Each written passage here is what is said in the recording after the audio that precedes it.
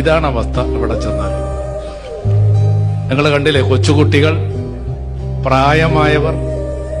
സത്യത്തിൽ ഞങ്ങൾക്കൊക്കെ അസൂയാണ്.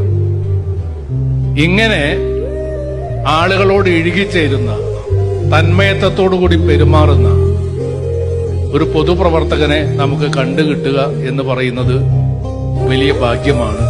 ആ ഭാഗ്യമാണ് വടകർക്കാർക്ക് ലഭിച്ചിരിക്കുന്നത്. പ്രായമുള്ള ആളും കുട്ടികളും ഒരുപോലെയാണ്. ഇപ്പൊ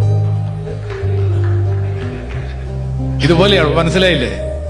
ഇതാണ് ഞാന് ഈ തെരഞ്ഞെടുപ്പ് കാലത്ത് 1-2 പരിപാടിയിൽ ഷാഫിക്ക് വേണ്ടി സംസാരിക്കാൻ പോയതാണ്.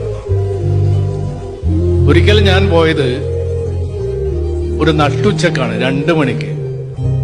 ഷാഫി 11 മണിക്ക് വരും എന്ന് പറഞ്ഞ സ്ഥലത്താണ് ഞാൻ 2 മണിക്ക് പ്രസംഗിക്കാൻ ചെന്നത്. അങ്ങനെ ആള് കൂടുന്ന ഒരു സ്ഥലമല്ല സത്യത്തിൽ പോയത്. പക്ഷെ അവിടെ ചെന്നപ്പോ പുരുഷന്മാരെക്കാൾ ഏതാണ്ട് 500-600 സ്ത്രീകളും കുട്ടികളുമാണ് ഷാഫിയെ വേണ്ടി കാത്തിരിക്കുന്നത്. ഞാൻ അന്ന് ഉറപ്പിച്ചതാണ്, നമ്മൾ ആരും പ്രതീക്ഷിക്കാത്ത വലിയൊരു ഭൂരിപക്ഷത്തിന് ആവേശകരമായ ഒരു തേരോട്ടം ഷാഫി നടത്തും എന്ന് ഞാൻ ആ യോഗത്തിൽ അവിടെ പറഞ്ഞു. അത്രമാത്രം ത്രസിപ്പിക്കുന്ന ആവേശകരമായ പ്രവർത്തനങ്ങളാണ് ഷാഫിയുടെ മാസ്മരികത നമ്മുടെ നാട്ടിലേക്ക് കൊണ്ടുവന്നത്. വടകരക്കാർക്ക് അഭിമാനിക്കാം.